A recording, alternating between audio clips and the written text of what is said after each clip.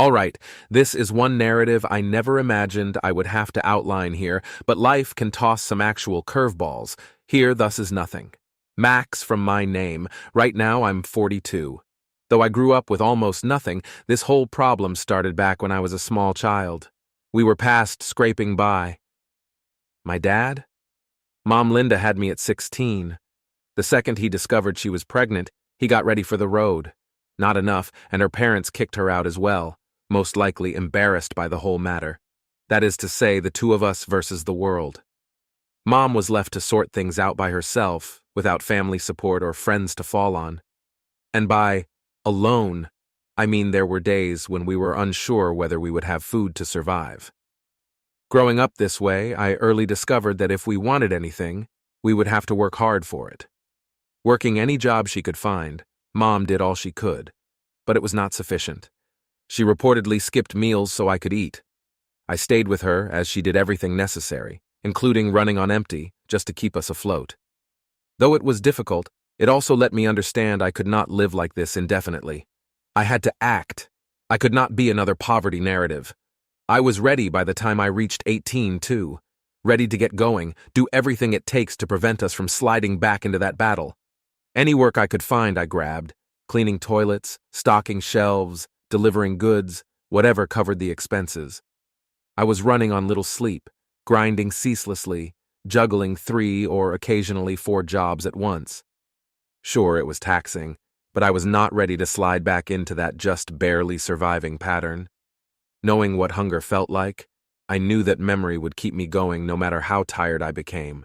It was during one of those jobs, probably my 3rd or 4th shift of the day, that Carl changed the path of my life. Carl was the man you would have assumed only found in films.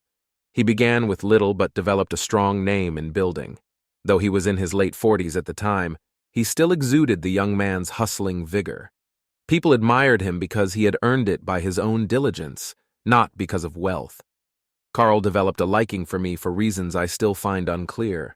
Perhaps he sensed something in me, that same determination he had experienced in younger years. He would first only offer me small bits of guidance on how to approach people, how to manage oneself, and how to negotiate. I absorbed it all and followed his counsel.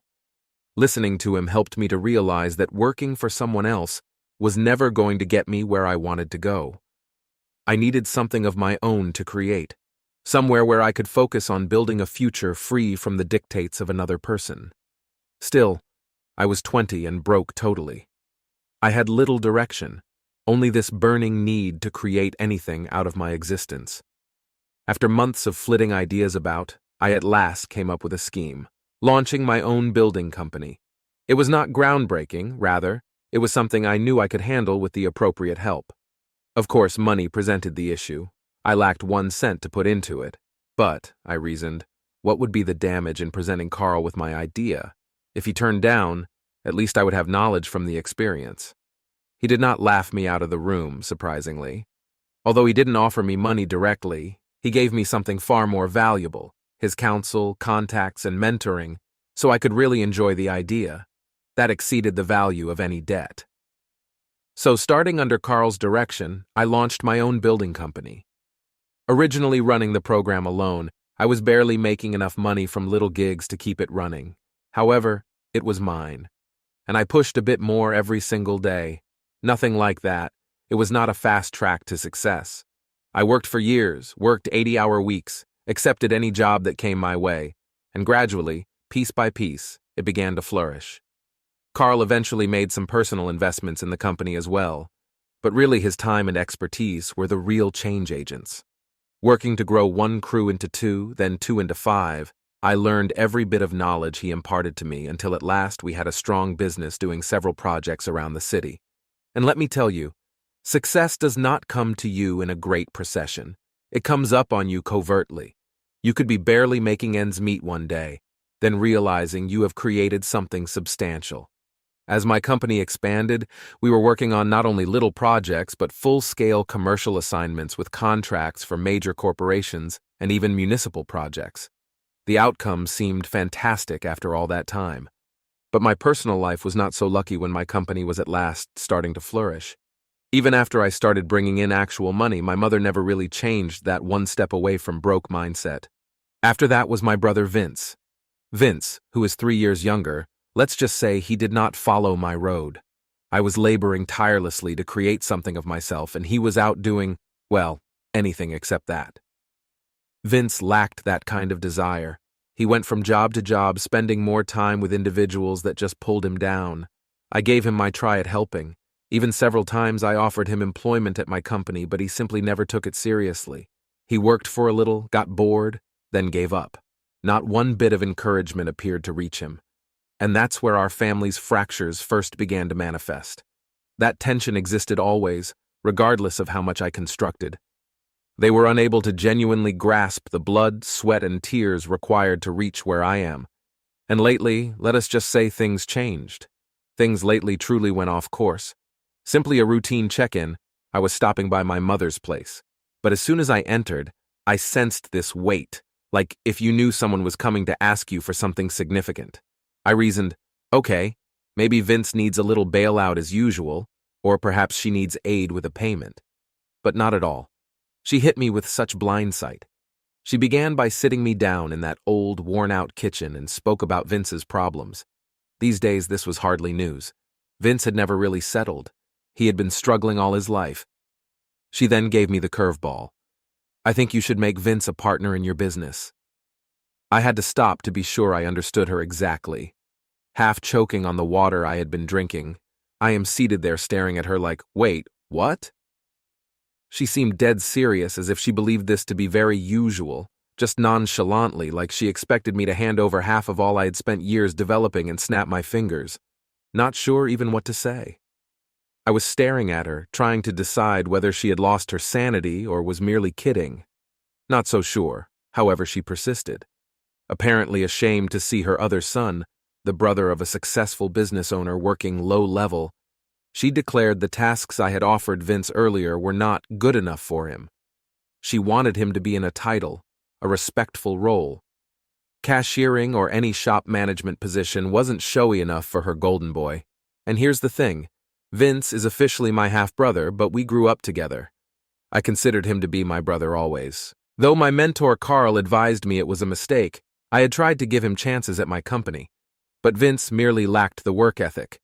He would show up late, sloppily, then disappear when he saw the position would not provide a huge salary on day one. Working for me, the man barely survived a week before breaking, and now Mom felt he should have a partnership.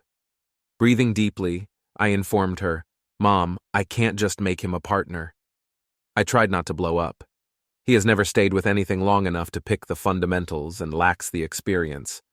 The company would suffer greatly if he were made a partner. She absolutely objected to such answer. She entered straightforwardly. But he's your brother. You are meant to assist him. I informed her I had previously tried to do so several times. If he would have simply stayed with it, I had promised him jobs, training, and an opportunity to work his way up. But he flapped every time. To make Vince feel better about himself, I wasn't prepared to imperil my whole company, which also supports hundreds of other people's livelihoods. She then drew out the big weapons. She began accusing me of using my money to control them, saying I merely gave them just enough to make them reliant on me and that I didn't truly want Vince to succeed. Her precise remarks? I couldn't believe she said, afraid of him becoming independent. Here I was, helping her financially for years, paying her house, covering her auto loan, and even monthly mailing her money. She was then accusing me of holding Vince back. She wasn't having any of it when I tried to cool her down by reason. She kept growing more and more enraged, saying that she only cared about money and that family was not important. Then, Mom gave me an ultimatum. Either you make Vince a partner or I'll disown you. Yep, my own mother warned me that if I failed to make her favorite son my business partner, she would kick me out of the family. I froze. Here was the woman I had been helping for years, ready to cut me off since I wouldn't toss my business to Vince, who has never had a consistent day in his life. I attempted to explain to her that I couldn't decide on anything that would compromise what I had created merely to appease her conception of helping Vince. He blew every single one of the several opportunities I had given him. Making him a partner would injure me and everyone else depending on my business. It would not assist him. She did not pay attention, though. She doubled down, telling me I didn't deserve to be part of the family if I could support Vince. She seemed to have decided right there. And I came to see, first of all, she lacked sense. This has no bearing on family or encouragement. This had to do with control. I got up, then looked her dead in the eye and replied, "Fine." I left the house, her voice resounding down the corridor as she yelled after me, "If that is what you desire." Still, I turned forward rather than back. Not this time either. I kept going back over the chat in the next few days. Yes, I was angry but also wounded. Instead of being happy, they wanted more. I had toiled my entire life to escape the hole we were born into. Maybe I was incorrect since they wanted me to jeopardize everything I had fought for simply to make Vince feel as if he had made it. Perhaps I was selfish. But after all I had ever seen from them felt to be a pocketbook, and the second I answered no, I turned into the evil guy. A few days after that blast with my mother, I decided. I had finished creating this dependence. I canceled every payment I had set up for her. Mortgage, car payments, monthly check. All of it by phoning the bank. That was not a hasty judgment. She had come to expect it because I had been helping her financially for so long. I didn't mind helping, but it felt different today. She seemed to regard it as a right rather than the gift it was, and something about that simply did not appeal to me anymore. I so called off all of it, not a warning nor a justification. When the bills started to mount up, I assumed she would sort it out. Indeed, she did. One evening, when I returned home from work about a month later, she was seated on my porch. Here we go again. I thought part of me, but something was different. This time she seemed not to be angry. She looked exactly like this piece. Though calm could be a stretch, she was not her normal aggressive self. Like nothing had happened, she just said, "Hi," then inquired how I had been. Uncertain, I stood there wondering if this was some sort of trick. I then questioned, "Why are you here?" She said, "I'm your mother," looking at me like I was the insane one. Though I wasn't falling for it, "I came to visit you," not following all she has said. She seemed a little shocked, but then I crossed my arms and said, "I didn't expect to see you after you disowned me." She seemed to brush it aside. "Oh, people say things when they're angry. That ultimatum was nothing," she added. But I was not reared that way. When you say anything, you mean it from where I come from. She quickly lost her smile when I told her as much. Classic advised me to stop being petty, saying I needed to grow up. I understood fully her motivation for being there. Before things got hot, I turned to unlock the door and enter. She followed, trying to shove her way in. I so bolted the door straight in her face. She started to lose it at that. She began to yell for me to let her in and pound on the door. Her shaking of the handle sounded as though she were ready to rip it off its hinges. I merely leaned inside against the wall to listen. I felt guilty, really. She is still my mother. I knew, though, I couldn't allow her to keep dragging me about. She could not use me as a cash machine whenever she felt like it. She stopped hammering after a time. She dropped her voice and I could hardly hear what she was saying. She then eventually arrived to the pertinent question. "What about the mortgage? The car is, and there it was, the truth. It was not about our relationship or myself. It has to do with money." Breathing deeply, I told her through the door, "Your other son can take care of that now." Silence followed. Though I assumed she could have departed, when I peeped through the peephole she was still standing there, peering at the door as though she was considering her next words carefully. Finally, she admitted, "Vince, I can't pay for any of it. He doesn't have the money." And there it was, plain as day. Vince couldn't handle any of the responsibility she wanted to throw at him. I told her it wasn't my problem anymore. I'd done my part, more than my part, and now they'd have to figure things out on their own. After a long pause, I went upstairs, hoping she'd be gone by the time I came back down. And when I finally did, she was. I felt relief mixed with a twinge of frustration. Relief because the whole thing was over, for now, but frustration because deep down, I knew this wasn't the end of it. My mom doesn't give up that easily. She's persistent, stubborn even. She'd be back, and probably with more demands. But for the moment, I had a bit of peace. And honestly, I enjoyed it. Fast forward a few weeks, and I thought maybe things had finally quieted down. I hadn't heard from my mom since that day on my doorstep, and for a second, I let myself believe that maybe she'd backed off. I even started feeling a little peace, like I could just focus on my life and my business without all their drama hanging over me. But I should have known better. Peace was never in the cards. One day at work, I get a call from security downstairs in my office building. They tell me someone's in the parking lot, causing a scene. And instantly, I knew. I already had a pretty good idea who it was before they even said it, but still, I asked just to confirm. Sure enough, it was my mom, and to my surprise, she'd brought Vince along with her. When I got outside, there they were. And Vince, well, he looked rough. Really rough. He'd never been one to take care of himself, but this was something else. His clothes were hanging off him, his hair was a mess, and there was this wild, desperate look in his eyes that I hadn't seen before. Mom, on the other hand, looked the same as always, arms crossed and ready to start something. I just stood there, waiting for them to speak first, and Vince was the one who finally broke the silence. He started yelling, "You abandoned us! You left Mom to suffer! How could you do that?" I sighed. I knew where this was going, and I really didn't want to get sucked into it, but at the same time, I wasn't about to just stand there and take it. So I told him, "Mom disowned me, remember? That was her choice, not mine." But Vince wasn't listening. He stepped up right in my face, practically breathing fire, and I could see he was shaking with anger. Before I knew it, he'd grabbed my shirt, trying to shake me. I might not be the biggest guy out there, but I take care of myself, and Vince was no match. Still, I didn't want to get into it with him. I just wanted him to back off. So I told him, "Vince, get out of my way." And then, before I even had a chance to react, he sucker punched me. Yeah, my own brother swung at me, and it caught me off guard. I stumbled back, more out of shock than anything else. But once I realized what had just happened, something inside me snapped. I wasn't going to let him think he could just come up here and push me around. Instinct took over, and I hit him back. I didn't hold back either. Vince hit the ground hard, and that's when my mom jumped in, screaming like I was the one who started it. She rushed over to Vince, kneeling down beside him like she was shielding him, then turned on me with this look of absolute fury. "You're a monster!" she screamed. "You're supposed to help your family, not attack them." I wiped the blood from my lip and straightened my shirt, doing my best to stay calm.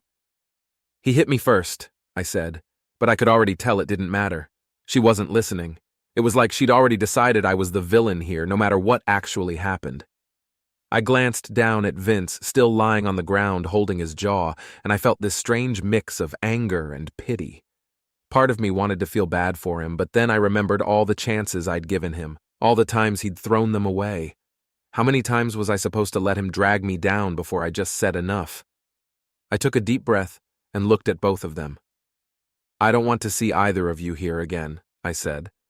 "Not unless you're here to apologize. You made your decision. Now you have to live with it." My mom started crying, really crying, and she actually begged me to change my mind. But I wasn't going to let myself get sucked back in. I told her I was done. I wasn't going to be responsible for their poor choices anymore. Vince had made his bed, and now he'd have to lie in it. "I've spent years trying to help you both," I said, "and all you've done is throw it back in my face. I've paid for your house, your car, everything, and what do I get in return? This, I'm done." I could see the shock in her eyes. I don't think she ever thought I'd actually stand my ground. She'd always figured she could guilt me into caving. But not this time. This time, I meant it, and I think that's what scared her the most. Vince was starting to pull himself up off the ground, and I could see he was embarrassed. I didn't want to humiliate him, but I also wasn't going to let him just walk all over me anymore. He'd burned too many bridges, and I wasn't about to rebuild them for him. "I'm not your punching bag anymore," I told them. "I've worked too hard for what I have to let you destroy it." With that, I turned and walked back inside the building. I didn't look back, even as I headed up to my office. My phone started buzzing as soon as I got there. It was my mom calling non-stop, probably to scream at me some more, but I didn't pick up. I just watched as the missed calls piled up, one after another. Part of me felt like I should answer and give them one more chance, But then I remembered everything they'd put me through, everything I'd done for them that they never appreciated. No, I wasn't going to answer. I blocked their numbers right then and there. It felt strange, like I was cutting off a part of myself. But at the same time, I felt this incredible sense of relief, like I could finally breathe. For once, I wasn't their safety net. They'd have to figure things out on their own. Later that night, I got a text from my assistant. She told me that security had escorted my mom and Vince off the property and told them not to come back. I felt this odd mix of relief and finality, knowing they couldn't just ambush me at work anymore. It was over, at least for now. I sat there in my office for a long time after that, just thinking about how things had gotten to this point, about whether I'd made the right decisions, about what was going to happen next. But mostly, I just thought about how tired I was, tired of being the responsible one, the one who always had to fix everything, the one who got blamed when things didn't go their way. For the first time in a long time, I felt like I could finally focus on my own life. But of course, life has a way of not letting things stay quiet for long. A couple of weeks went by, and I hadn't heard a peep from either my mom or Vince. I was just starting to get comfortable with the idea that maybe, just maybe, they'd finally backed off for good. But then, one evening, as I was winding down after work, there was a knock at my door. At first I thought it was just a delivery, but when I opened it, there stood Vince. And he didn't look like the guy who'd sucker punched me in the parking lot. This time, he looked different. He was standing there with both hands up, almost like he was surrendering, and he looked sober for the first time in years. There was this mix of sadness and desperation on his face that I hadn't seen before. Part of me wanted to slam the door in his face, but something about the way he was standing there made me pause. I just stepped aside and let him in without a word. We sat down at the kitchen table, and there was this long, awkward silence before he finally spoke. "I'm not here to fight," he said quietly, almost like he was convincing himself more than me. I raised an eyebrow, waiting for him to continue. I had no idea where this was going, but I had a feeling it wasn't going to be the same old demands. Vince took a deep breath and finally started talking. "Mom's going to lose the house," he said, his voice barely above a whisper. "The foreclosure notice came today." He wasn't looking at me, just staring at his hands. "She doesn't know what to do."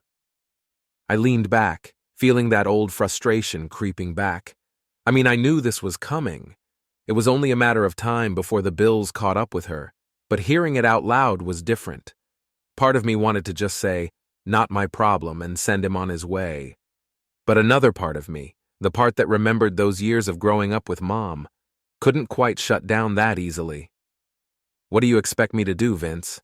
I asked, keeping my voice steady. "I told you both, I'm not bailing you out anymore." Vince looked up at me, and for the first time since he'd walked in, I saw genuine remorse in his eyes. "I know," he said, his voice cracking.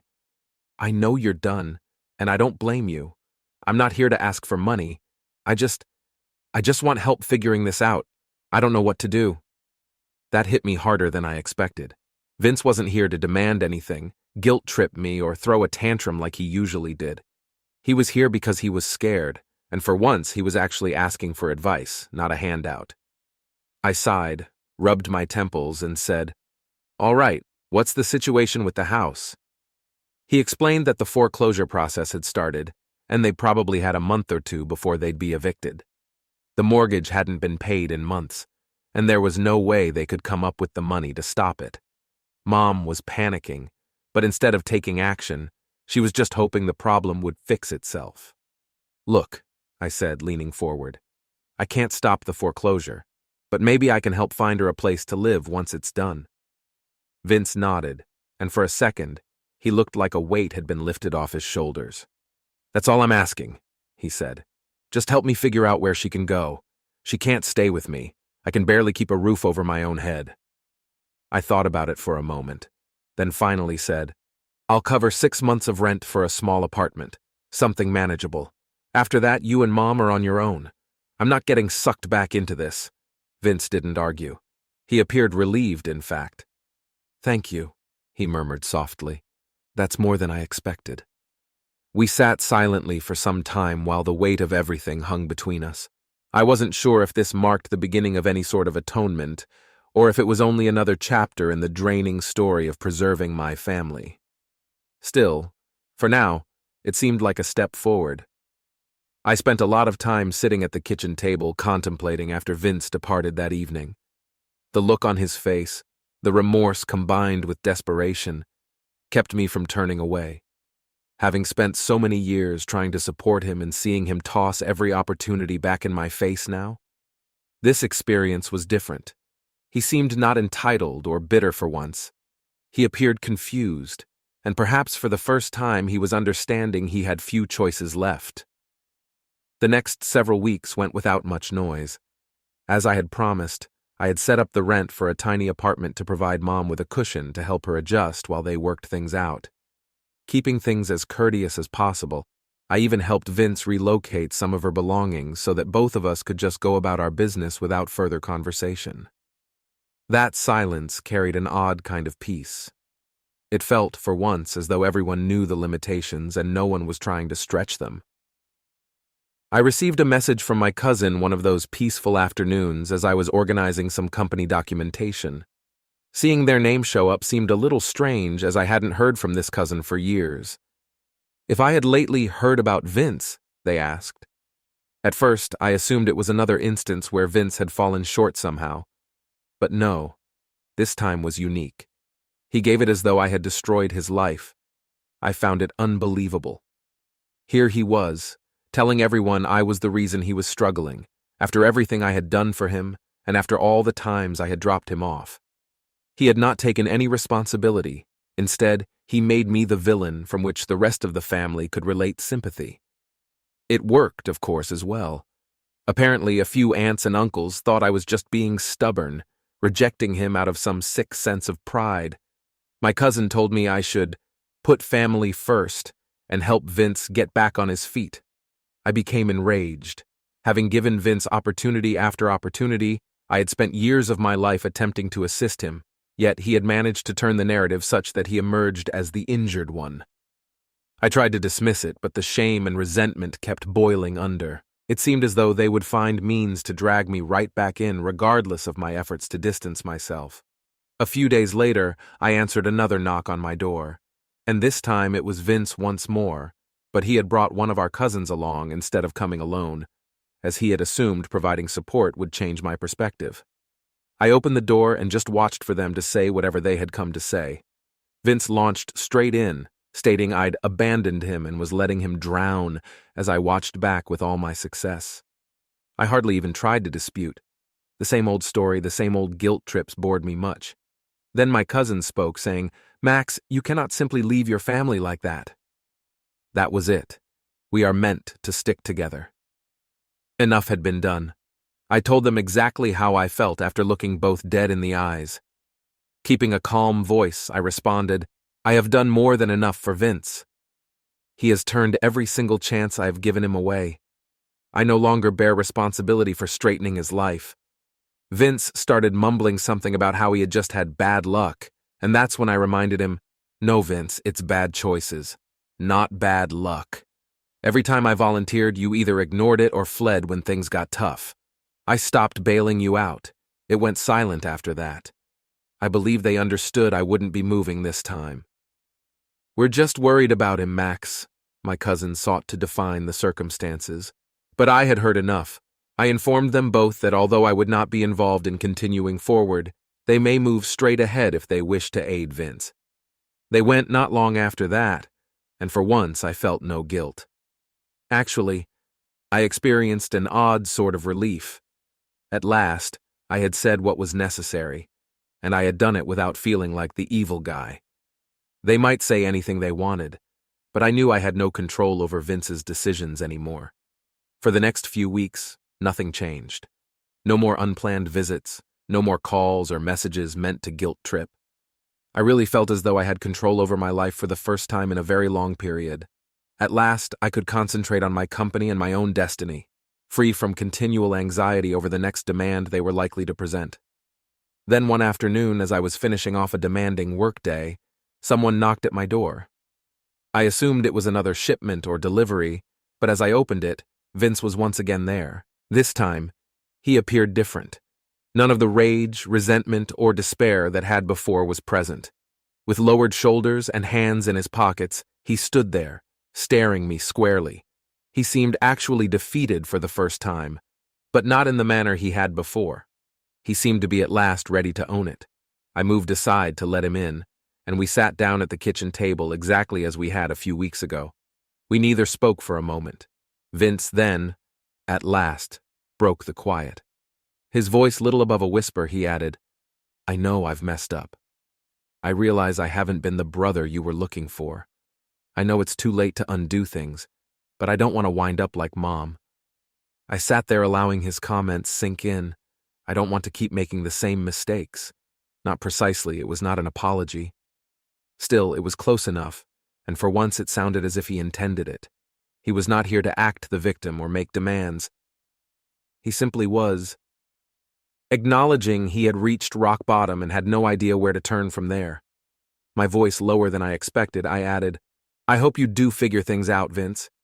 Still, you have to accomplish this on your own. I can't keep mending things for you." He nodded, understood, and for the first time in a long time, I really thought he was eager to try. Though he hadn't valued it at the time, he thanked me for the assistance I had past-oriented him. Then he stood up and went without another word. Long after he left, I stayed seated there, staring at the empty chair across from me and considering all the years I had spent trying to be the responsible one, trying to get him out of whatever mess he had created personally. And for the first time, I realized he might have at last come to see he had to change. Maybe just barely. Between us, I have no idea whether things will improve. Whether Vince will really implement the improvements he claims he desires is unknown. But for the first time, it feels like I have at last established the limits I required, the ones that ought to have been there all along. And at least now I know I've done everything I possibly have. More than most people would have, I have provided. I am not guilty for stepping aside and allowing them to discover their own path. Family is vital, of course, but occasionally you have to create boundaries.